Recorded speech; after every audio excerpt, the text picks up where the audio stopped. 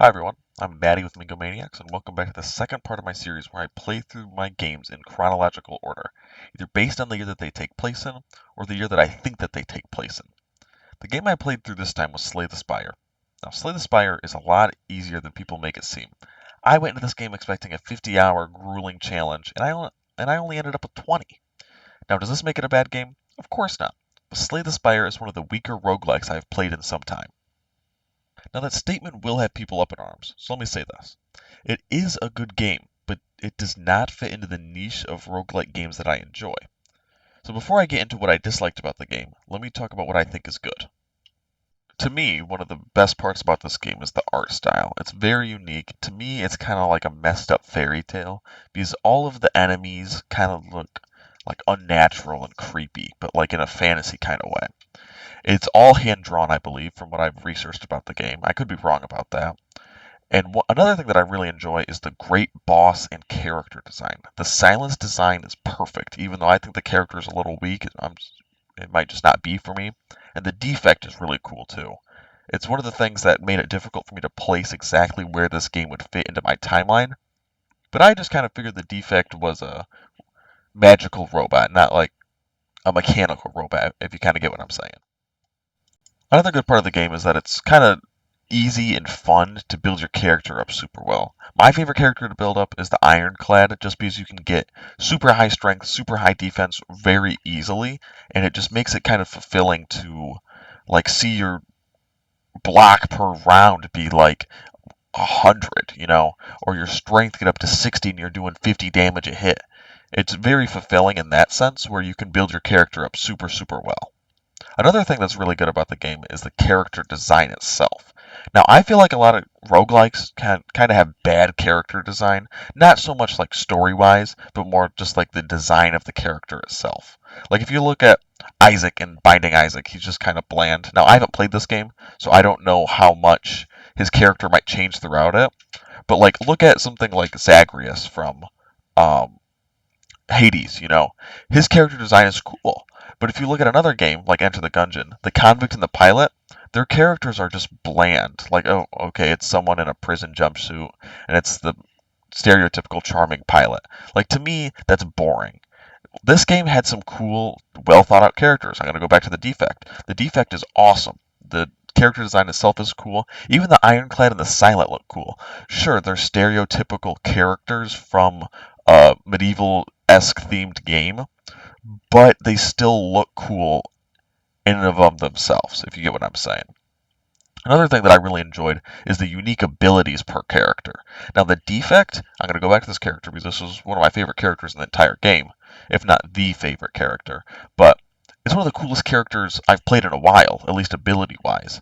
It has orbs that can do damage or give you extra energy or give you defense or build up damage. That's a cool concept. And I think that a lot of the times games are kind of weird with abilities, like they make them a little bit too predictable. But this was very cool, and I haven't seen anything really like this before.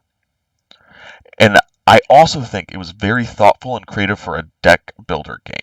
It had some unique cards and abilities, like the feed card that you can get for Ironclad, where if you finish off an enemy with it, you get, I think when I got it, it was 6. I could be wrong about that, but you get 6 health put onto your max health pool. That's kind of a cool thing because I feel like a lot of deck builder games, they're contained to the round that you play them in, which also goes into another thing that I thought was cool, was some of the power-ups you can get.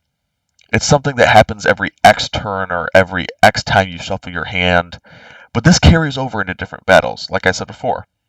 Normally, these are just contained to the battle that you're in. So I think it's cool that it can go across different rounds and stuff. And it helped save me during the final boss fight because I had one that like reduced enemy damage to 1 per round, or 1 damage per attack in a single round, and that saved me on the final heart. That was I'll put a clip right here if I have it, but super cool. Um, And also, another thing I think is cool is that each character has their own set of cards. Now, I feel like a lot of the times, like there's one set with some variation here and there. Maybe a character gets a unique ability. I haven't played a lot of deck builder games, but that's kind of the vibe that I get. Um, but like, can't say you see this very often, where different characters have different things that they have. Sure, if you look at like Enter the Gungeon, you might be able to get, oh yeah, this character starts with a dog and a crossbow compared to just a pistol. But what?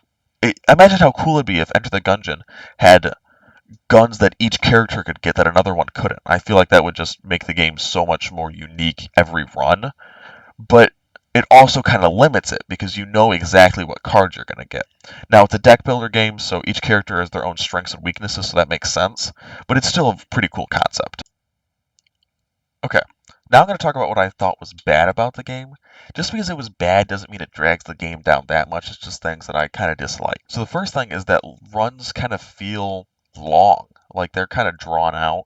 Now I know that there's an achievement where you finish the game in I think it's like 30 minutes. It might even be like 15, but these runs take like an hour sometimes, which is kind of long. Like if you compare this to like Hades or Enter the Gungeon, which I use a lot in this video, but their runs are like 30 to 45 minutes. Sometimes if you do a bunch of extra content like in Enter the Gungeon, if you go to like the bonus floors and stuff, it can get to like an hour. That's the extra stuff. In this game, just a base run took me like an hour sometimes, which is kind of a long time for you to get all the way to the final boss and you just kind of get beat up and die. Um, but another thing that I have, which kind of is tied into the last point, is that a lot of the runs feel very similar, which sure, you could say this about a lot of roguelikes, and a lot of roguelikes are like this, but having kind of similar runs where you're looking for the same cards, and along with it taking forever, sometimes I was like, okay, come on, let's get through to the second, third floor now. Like, this first floor is boring. Um, so that's not a huge point about this. I'm just saying it's something I kind of disliked, but not a deal breaker for me. Now, this is going to be the most controversial part of this video, but I do not think that this game takes a lot of mechanical skill. Now I'm saying mechanical here, but if you compare this game to something like Enter the Gungeon, you can win the game with your starting equipment, right? Like, you can play as the convict, use your shotgun, and finish the game completely. In this game, you can't do that. It doesn't matter how mechanically skilled you are at the game, you can't win. Now keep in mind, I'm saying mechanical here. Sure, you can do some RNG manipulation, do some other things, and get some good cards. But that doesn't lie on the mechanical side of things. Like, in Enter the Gungeon, you can dodge roll, and you can do a bunch of stuff to avoid attacks. And if you get really good at the game, you'll like be able to do whatever you want. But this game, now, I haven't seen like top players play this game, so I don't know what that looks like. But this game is just kind of like, it feels a little out of my hands sometimes. And a run is almost 100% determined by the cards you get. Like, again, this could just be because the style of roguelikes that I like to play, but, a bad RNG will completely destroy your run. It doesn't matter how good you are at the game mechanically, you can't get out of bad RNG.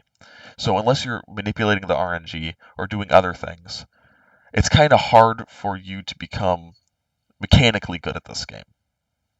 And that kind of ties into my final point here, that the runs feel out of your control. Because sure, you can skip bad cards, but if the game refuses to give you a specific card that you need to build a good functioning synergy, your run is completely doomed, and there's nothing that you can mechanically do to fix that. Now, these weren't like huge breaking points for me for the game. I mean, I still finished the game, but it's still a little bit like, like it's not exactly what I was hoping for. And the thing is, even with these like considerations, the game wasn't super hard, which is what I was saying in the beginning. So maybe I went into this game expecting a little bit different, because I don't like to read up on games too much before I play them. Like I knew going into this game that it was a deck builder and that people thought it was really addicting. And it was. Like the first 10 hours, I put 10 hours in this game, and the first 2 days I started playing it, which for me is a lot. Um, but yeah, I mean, now overall, I would give this game a solid, like a 75 out of 100. It's good. I wouldn't write home about it, but It's a good roguelike. Now, is it one of the weaker roguelikes I've played? Sure, but that doesn't make it a bad game. Alright, I appreciate you guys watching this video, and I know it's a little bit controversial, so if you have any thoughts, opinions, or just want to trash me in the comments section, feel free to leave a comment. But if you enjoyed, feel free to like and subscribe, because the next video is going to be taking us to the heart of Italy. I'm going to be playing Assassin's Creed 2 on Xbox One. It's my first time making content from an Xbox One, so bear with me a little bit with getting this all set up and everything. It's probably going to take me a little bit. This video took me a month to make, and it only took me 20 hours to play the game.